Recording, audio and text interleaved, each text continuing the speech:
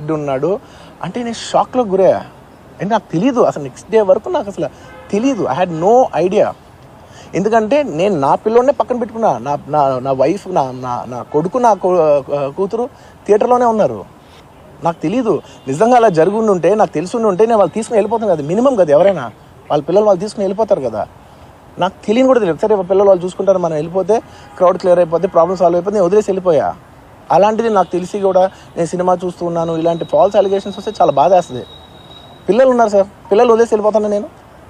నాకు నా పిల్లలు అంటే ఎంత ఇష్టం తెలుసు. ఎవరైనా ఉంటారు కదా, తీసుకుని వెళ్ళిపోతారు కదా. అలాంటి నాకు క్లూ కూడా లేదు. నేను ఇంటికి వెళ్ళిపోయిన తర్వాత నేను వెళ్ళిపోయిన నెక్స్ట్ డే నాకు మార్నింగ్ తెలిసి ఇలా చనిపోయారంటే షాక్ అయ్యాను నేను. షాక్ అయ్యి ఇమీడియట్గా నేను బాస్కు ఫోన్ చేశాను, మా బన్నీ బాస్కు ఫోన్ చేసి, బాస్కు ఇమీడియట్గా హాస్పిటల్కి వెళ్ళి వాళ్ళ కలువు, నేను వస్తానంటే సార్ నేను మొత్తం అక్కడ వెళ్ళి సెట్ చేసి వస్తాను, వాళ్ళందరూ ఎమోషనల్గా ఎలా ఉన్నారు ఏంటో మనం ఫస్ట్ చెక్ చేసుకున్న తర్వాత మీరు దిగాలి, ఒక్క నిమిషం ఆగండి సార్.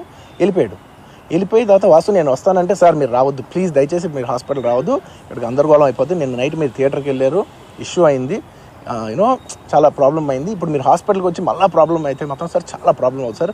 నేనే కొంచెం వాళ్ళ రిచువల్స్ అవన్నీ అయిపోయిన తర్వాత మీ దగ్గర తీసుకొస్తానని చెప్పాడు.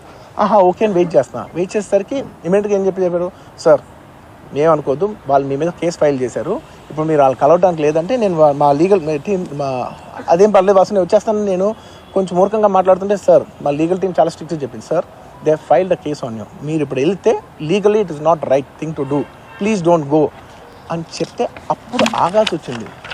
సార్ నాకు ఒక్కటే విషయం చెప్తా సార్, ఎవరో వైజాగ్లో చనిపోతేనో, లేకపోతే చనిపోతున్నారంటేనో, లేదంటే విజయవాడలో చనిపోతున్నారంటే ఒక పెద్ద ఆవిడ అంటేనో, లేదంటే చిరంజీవి గారి ఫ్యాన్స్ మన నూర్బాయ్ లాంటి వాళ్ళు, లేదంటే కళ్యాణ్ గారి ఫ్యాన్స్ మన ఎవరో అంటేనే వాళ్ళందరికీ నేను వెళ్ళి పర్సనల్గా, సార్ ఇక్కడి నుంచి విజయవాడ వెళ్ళాను సార్ ఎవరినో కలవటానికి, ఒక లేడీని, ఒక వైజాగ్ వెళ్ళాను ఇక్కడి నుంచి ఎక్కడో ఉప్పలు ఉంటే ఎక్కడో దాటి ఉంటే ఎక్కడికో వెళ్ళాను. అలాంటిది నా ఓన్ ఫ్యాన్స్, నాకు నా ఫ్యాన్స్ అంటే ఎంత ఇష్టం మీ అందరికీ తెలుసు.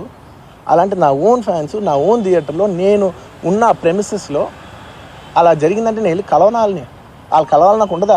అది మినిమం కదా. అసలు ఎవడైనా వెళ్ళి కలుస్తారు, ఎందుకు కలవను నేను కలవపడడానికి ఓన్లీ రీజన్ ఏంటంటే I'm tired, I can't go.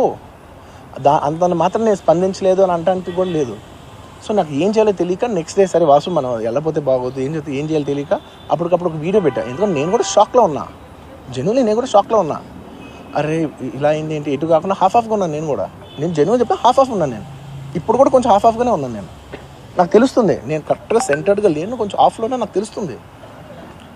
Anyways